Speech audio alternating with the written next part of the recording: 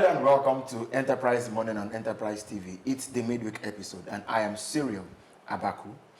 It's the day after, but certainly going by what the NLC said late yesterday, the protests have been suspended until sometime in the middle of March. Well, this looks like one of those events that a lot of persons could have predicted, and indeed, they predicted it, and it appears to have turned out the way many thought it was going to go. They called for the strike, and then it gets suspended just maybe after a day or two. But on the show right now, we shall be turning our attention to the stories the editors have deemed worthy to make the front pages. I have with me, of course, to help me both go through the stories and make sense of them, Barrister Tunji Abdulamin. He's a regular on our program. Barrister, we're glad to have you here this morning. Thank you for having me. It's my pleasure to be with you. It appears we've missed your face for a few days, but it's like that. It's a joy to have you, nonetheless. Thank you. All right. So we want to begin with the Guardian newspaper. The Guardian this morning begins with the banner headline. It says, MPC decision, that's Monetary Policy Committee decision, concerns for OPS as CBN moves against inflation, Naira speculators. Now, to make this story a bit more understandable, concerns for OPS. OPS is organized private sector. And if there are concerns because the CBN is moving against inflation and other speculators, the president has always said, let the poor breathe, let the economy breathe, let everything breathe. But the more we appear to be taking measures, the less and less productive the economy is. Because we're not taking the right steps. When I say the right step here, I mean we are not bold enough to attack the main problems. We like to scratch the problem or leave the main problem and go to the low-hanging fruit.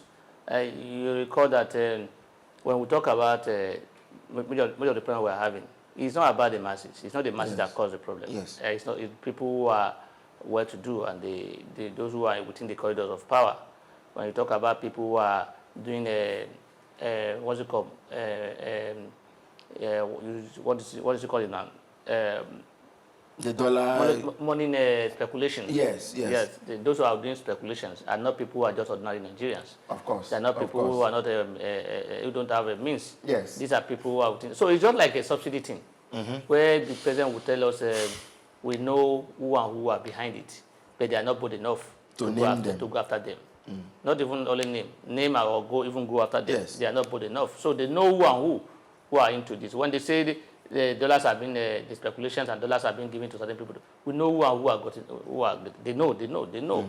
It's not just you and I. It's not ordinary Nigerians. It's not these people. So these people, business people, will say you have concern. Majority of them, those we are talking about, those who will be concerned are just the medium and the business owners. Those major business owners are the major people who are behind this problem we're talking about. This speculation we're talking about, they have it. And we are even, to the extent that the CBN will even give them a dollar at the rate that is given to the so and then they will come out and then they use it for other purposes. So the government know who are what the problems are, but to have the boldness, the courage, the political will to go after those people is our major problem. The day they can do that is the day we'll get it right. All these policies are bringing out, it's not about lack of our problem. Like I've always been saying it, our problem in Nigeria is not about lack of policies. It's not about lack of law. It's not about lack of thinking. It's about lack of the political will to enforce or implement those policies the way it should be enforced. We like to do it in a way that we will just shield or cover people and buy time. Who are supposed to be punished, and then they look for a way around it and then shield the problem to the masses. That has been our problem. So if the government realize that, look, we need to go headlong with these people because and they are not. It's going to be difficult for them. You know why? They are part of they are all the same. Yes. Some of them are either those who are blaming or who are saying these are the people who may likely be doing it. And some of them are working for those in government. Some of them are like an agent. So that's what makes it difficult. They have a way of that link, that patronage, and then it's difficult for them to work on that. I think we should not be going round and round the circle. We'll just go straight to the point. look at it squarely. Exactly, and then we'll get it right. All right, let me quickly take the other headlines on the front page of The Guardian, and then maybe you respond to one or two of them before we take the other dailies, so that we keep the time. Senate begins probe of Buhari government's 30 trillion naira loan, Ajaokuta steel. Gunmen kill village head, policemen, others in Nasarawa. Hardship. Makinde joins workers' protest in Oyo, Osun, Ondo, Ekiti. NLC suspends protest, gives FG 2-week ultimatum to address hardship, others. Mixed reactions trail Tinubu's implementation of Oron Sayed's report. 5 die, 26 rescued in Onitsha market building collapse. And lastly, blackout. Residents, businesses in dire straits over high tariffs on electricity, generator use. And of course, then we have pictures of the protest from yesterday. I don't know, Barrister, which of these stories catches your fancy. There is the one of Mr. Makinde, governor of Oyo State, joining the protesters, NLC suspending the protest eventually, mixed reactions trailing the president's desire to implement the Oron report. People still being killed, of course, gunmen killing village policemen in Nasarawa State, and 5 dying, 26 rescued in Onitsha market building collapse. I don't know which of these stories. Did the governor join the protest, or Yes. he just addressed them? He went and meet them when they are coming and addressed them. I don't see that. He didn't match with them. He was not going anywhere with them. He just met them, and then so that is not to say he joined them in protest. That would be misleading as far as I'm concerned. Okay. He only addressed them, and everywhere they go, there will be 1 or 2 people that will come and address them. And that's why only that maybe probably the only governor that came out on his own, that didn't send any delegates to come and meet them. So he was the only person. That was how he's making news. Other people send either the National House of Assembly member or representative of the government were the one that welcomed them and listened to their plights. So I think the idea of I want to also join my voice in the issue of Oron implementation of Oron policy. In as much as I believe that there's a need for us to do a reduction or shedding of those ministry and the MDAs. In other words, some are not supposed to be in place at all. I believe I agree with that. But my problem is that how will that reduce costs? That is a question I have. I don't, because I was made to understand that the government has assured that there won't be job loss. So if there won't be job loss, how do we? The essence of it is to save costs. Apart from efficiency and That's effectiveness. another dimension to it. Yes. Because how do we now know when you are saying, because the government is giving assurances that there won't be any job loss. So if there's no job loss, where is the cost cutting coming from? And for me again, I also believe that if we are talking about cost cutting, it is not only in this ministry that we should go. It should be between even the presidency and the National Assembly. They should start from there. Let's start. How about the cabinet? The president has the highest cabinet in our history. That's why I say the presidency and the executives. The executives, the presidency, and the National Assembly. Yes. Those are the areas. So it appeared this implementation of this policy it wasn't part of the plan. It was not. It just came in suddenly. Clearly. Because if it was part of the plan, the government will not increase the ministry. And I've been appointing people to lead these agencies already. Exactly. In fact, some of them have just been appointed. So maybe those are the jobs that will be lost. And those are the costs they may likely save. Those are the few costs that will go. So, but as far as I'm concerned, the government should do more in terms of looking at their own expenses. And they may not be able to do. I boldly say this because this president came on the strength of what even some of his supporters that I know have referred to as grand IOUs. He's a president who owes a lot to a lot of people. So can he take the job from the boys and expect them to be loyal to him? This is his first. That's what the problem is. Because that's why I see most of our problem in this country, particularly under this government, the issue is about politics. Exactly. Because the president is always playing a game that will make him relevant. And we know him to become heavy on politics. Yes, and that's why we are seeing what we are seeing today. That's why you see so many manner of people being appointed into a position. In fact, the president should start from his presidency. We have so many number of SEs and SSEs that don't even duplication of offices. So if you are cutting costs. This issue of margin of a ministry, yes, like I told, it will reduce because the allocation to each of the agency may not be there. But if you are not allocating to other agencies, you have said that the staffs or those who work there will be sent to other places. They will still be paid their salary. So what I'm saying is that cost reduction will be just minimal if we are looking because at even the functions to be undertaken will still be undertaken, and you will fund them. yeah, that's yes. And that's why I say it will be minimal. If I thought we are going to reduce costs, the major costs that are to be reduced is for the government to be prudent in their spending, Exactly. especially when it comes to spending money on their personal use or things that are beneficial to them, like buying a SUV, Let me ask like you, buying innovating of a. Let me ask you, spot on. Do you see Mr. President pushing through with this policy? Yeah, like I said, do you see him doing it? No, I have what's it called? A template that said probably they are working on that what we are used to in Nigeria, because I know the former president Buhari attempted this implementation and nothing happened. He left it. Yes, this one too. They've come and then they say what to do. What I'm seeing is it's not conclusive. Is that most likely you see in a few days or so some people will go to court, and then the court may they may likely say stop action. It is tall because of the court mark of respect for the court. Probably that may happen. I'm talking about probability. That may happen. Probably in the course of trying to implement, they run into a block, and then they won't know where to go. Because if you don't plan before you start your journey, you may likely get to the end, to the middle of the road and stuck. Yeah, so they may get stuck in the middle of implementation, because I tell you, I'm not sure there was a proper planning as to what to do. I'm not sure they have a detail of, look, if we do this, these are the likely, they are likely consequences of or results of this thing they are doing. Because there's no way job will not be lost. There's no way. And if the job is lost here, are you prepared for their benefits? Are you prepared for their entitlements? These are issues. So I hope government is look into all these probably consequences of this. Consequences, because severance packages and the political consequences of taking such an action. That is not to say that we don't need of to scrap some of these things. We need to. But it should not be like subsidy issue. Yes. We should not just rush into it and because I hear they say 12 weeks.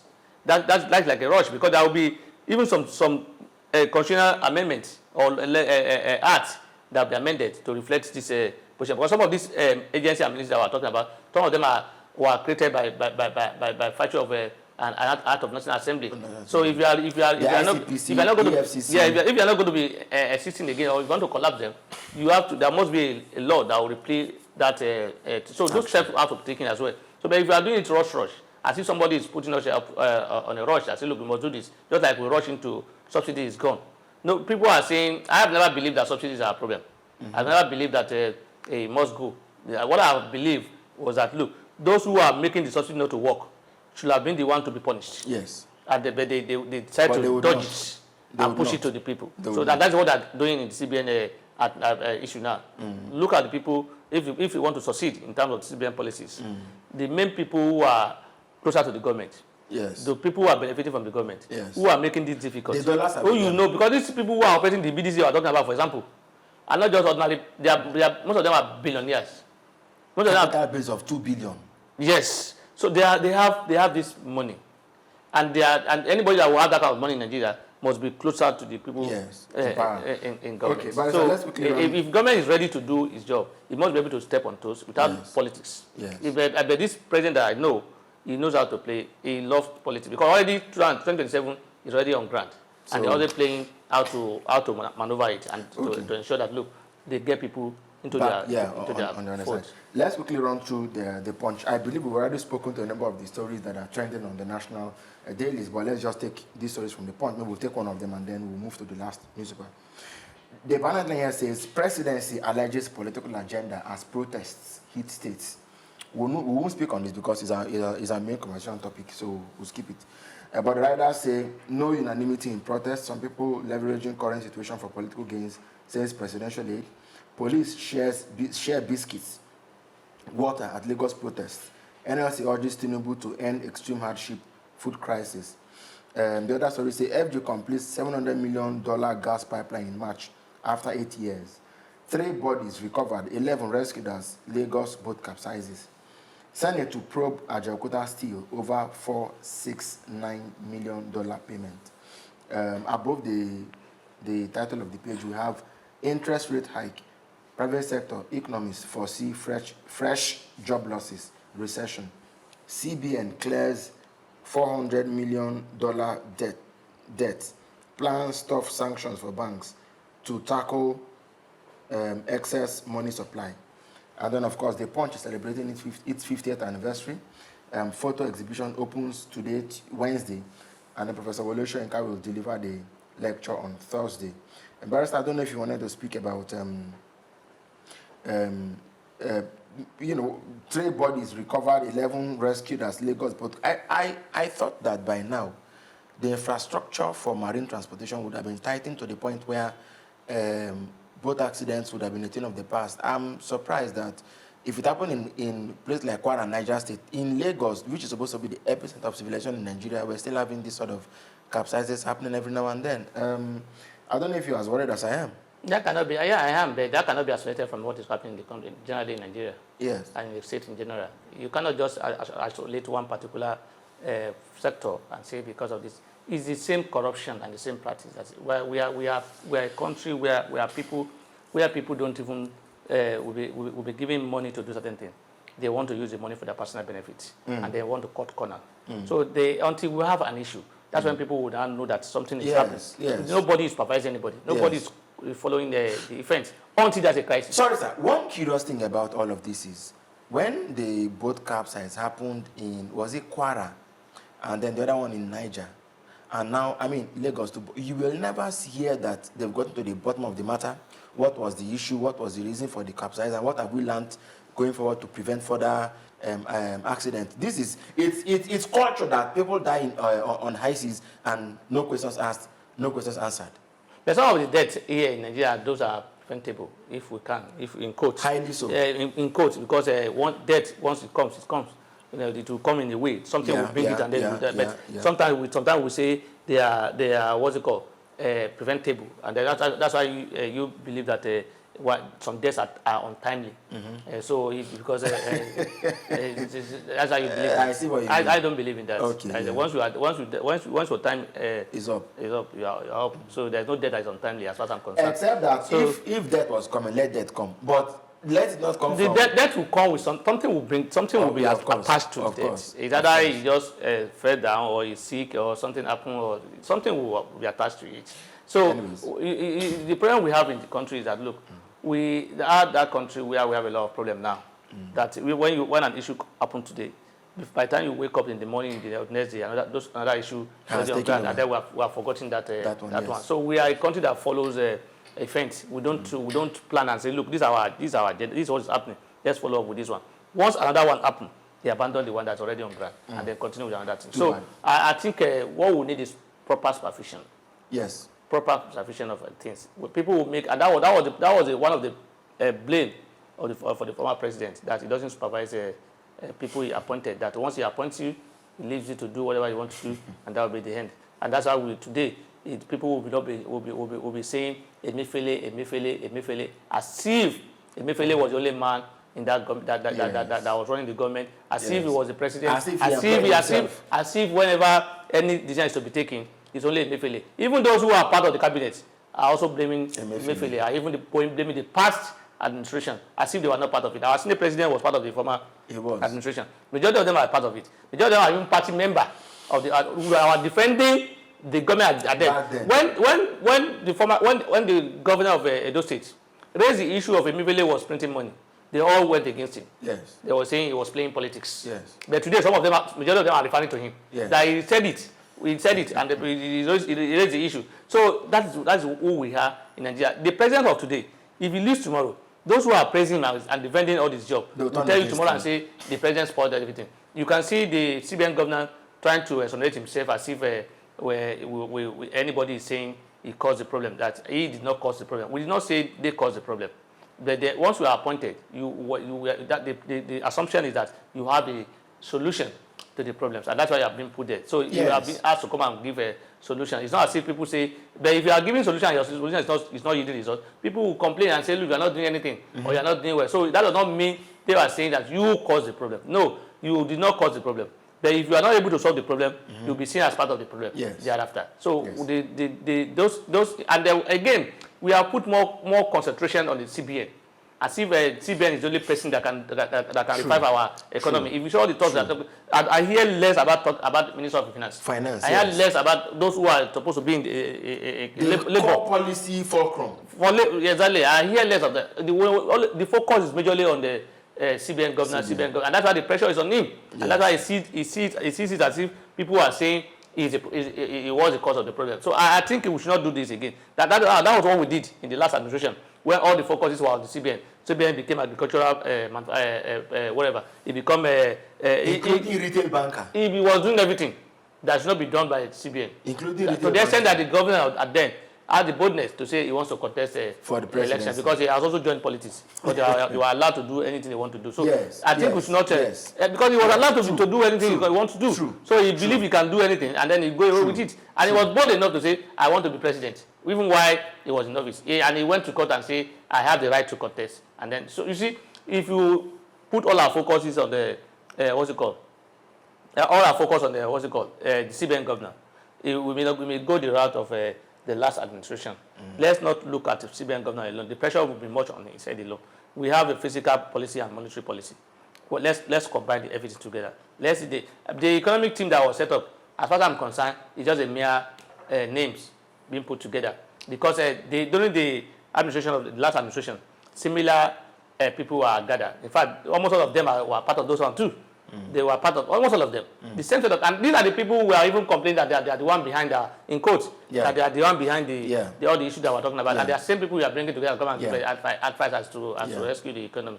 As far as I'm concerned, I just hope they will not be giving allowances for that committee. If they're not going to be giving allowances, no problem. Let them come and be advising the president. But if money will be paid to them to say allowances for advising that would be a bad situation, because we hear that the committee that was set up to discuss a minimum wage, they were asking for 1 billion naira. So who knows what will be of this?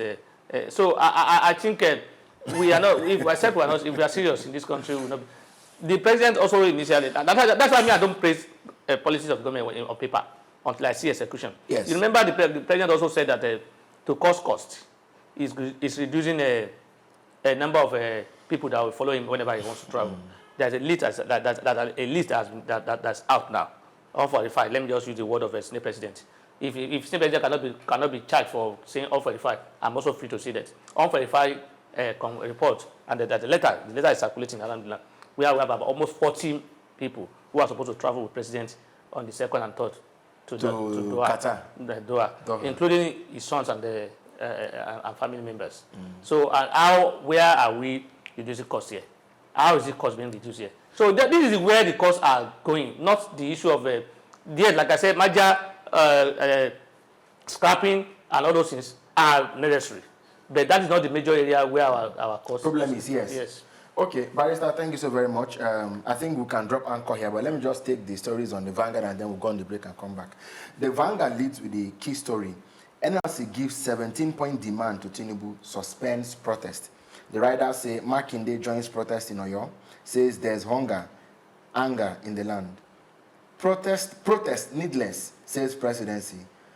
They also say legitimate concerns being addressed. And then the other two stories on the front page, one is Edo Guba, Igodalo begs Shaibu, orders for support, promises inclusive government. As PDP hands him certificate of return, more crisis in LP as Emasuengbe claims victory. Abga is party to beat, says Osifo.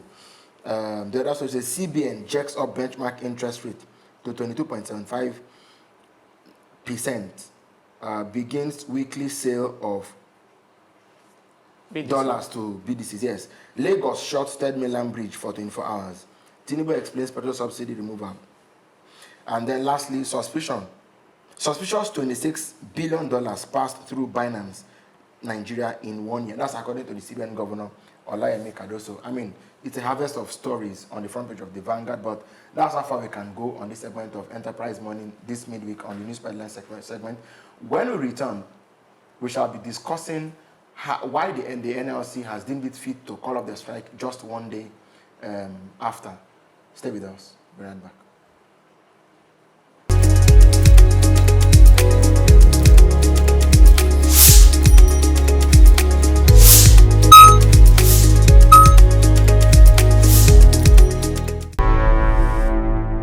Enterprise TV, a tradition of truth.